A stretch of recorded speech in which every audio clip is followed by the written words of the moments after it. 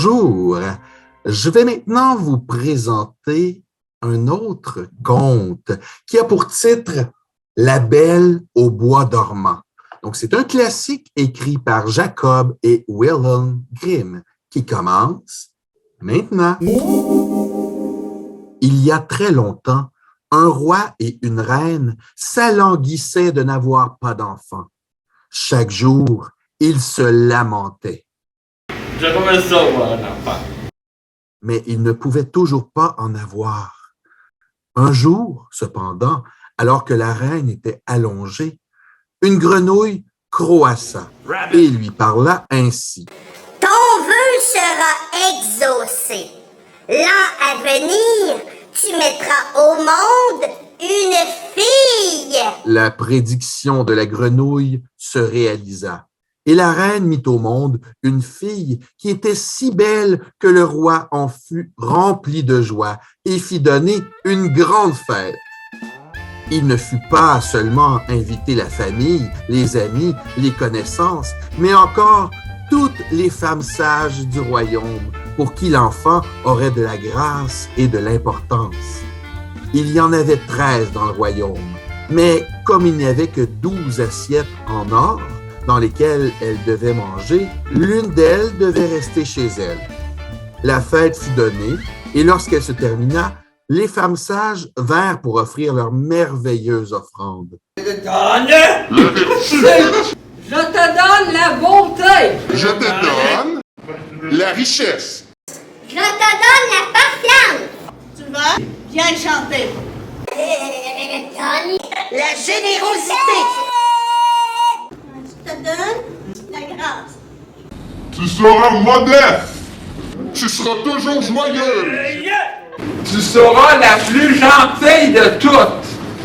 Alors que la 11e allait prononcer son offrande, la 13e entra brusquement.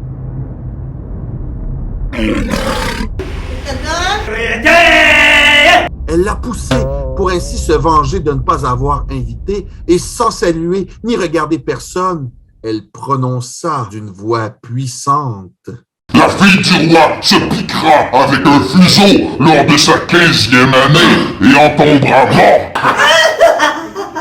Et sans dire un mot, elle fit demi-tour et quitta la salle.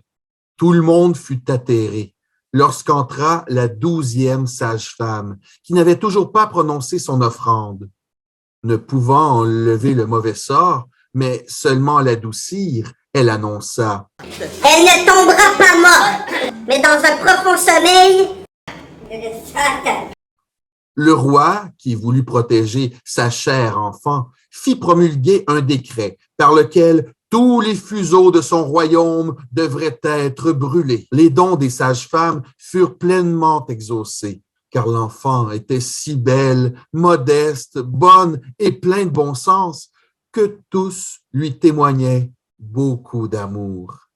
Arriva le jour où elle eut précisément 15 ans, et durant lequel le roi et la reine se furent absentés du château où la fillette resta seule. Elle se rendit partout pour le plaisir, inspectant les pièces, les chambres, et parvint finalement dans une vieille tour. Elle monta les marches en colimaçon et arriva devant une petite porte. Dans la serrure, il y avait une vieille clé rouillée, et lorsqu'elle la tourna, la porte s'ouvrit sur une vieille femme assise dans une pièce minuscule et qui filait avec application son lin. « Bonjour, mesdames! » dit la fille du roi. « Qu'est-ce que tu fais là? » le fil. Dit la vieille, et elle hocha la tête. « C'est quoi ce pain-là? » Questionna la fillette, qui prit le fuseau et voulut aussi filer.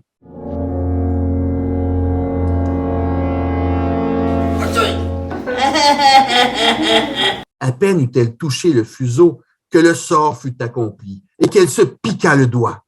Dans l'instant où elle sentit la piqûre, elle tomba sur le lit, se trouva là et plongea dans un profond sommeil. Et ce sommeil se répandit dans tout le château. Le roi et la reine, qui venaient d'y arriver, entrèrent dans la grande salle et sombrèrent aussi dans le sommeil, et toute la cour avec eux, les chevaux dans l'écurie, les chiens dans la cour, les colombes sur le toit, les mouches sur le mur, le feu qui dansait, tout devint tranquille et s'endormit. Le rôti cessa de brunir, et le cuisinier, dont l'apprenti avait fait une bêtise et qui voulait lui tirer les cheveux, s'endormit aussi. Même le vent se calma, et dans les arbres, auprès du château, plus une feuille ne bougeait. Autour du château, une haie d'aubépines commença à croître, qui chaque année devenait de plus en plus haute et qui enfin entoura tout le château, si bien que l'on ne pouvait plus rien en voir, même pas la flamme qui flottait sur le toit. Alors, il courut dans le pays la légende de la Belle au bois dormant, car c'est ainsi que fut nommée la fille du roi, si bien que tous les fils de roi se rendaient dans le royaume et voulaient fendre la haie vive, mais c'était impossible, car les épines avaient comme des bras qui se tenaient fortement ensemble. Les jouvenceaux y restaient accrochés sans pouvoir s'en défaire.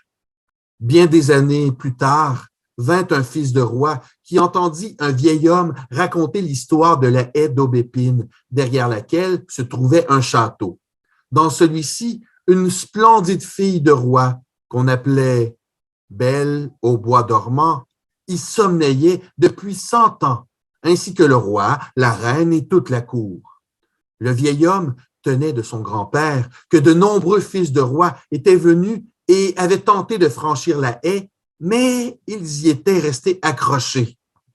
Alors, le jouvenceau déclara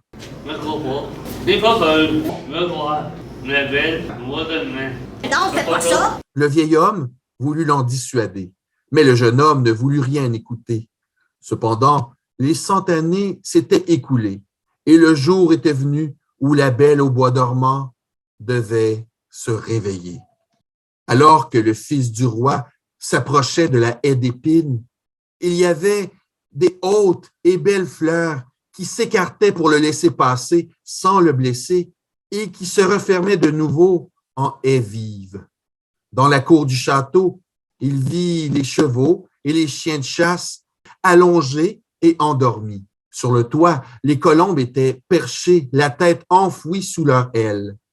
Lorsqu'il pénétra dans la bâtisse, les mouches dormaient collées au mur. Le cuisinier tendait encore le bras pour se saisir de l'apprenti et la servante était assise devant la poule noire qu'elle devait plumer. Puis il alla dans la grande salle où toute la cour était allongée et était endormie. Et en haut sur le trône reposaient le roi et la reine. Qu'est-ce qu'ils font là? Il poursuivit son chemin.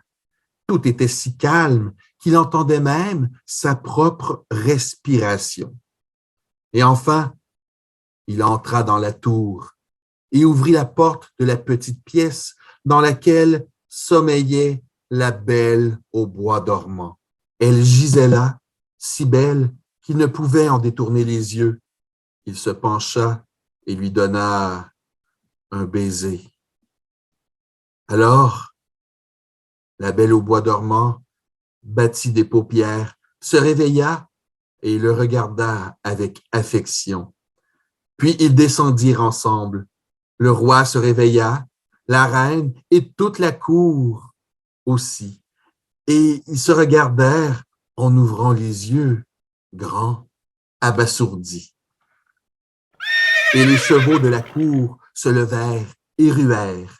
Les chiens de chasse sautèrent et remuèrent la queue.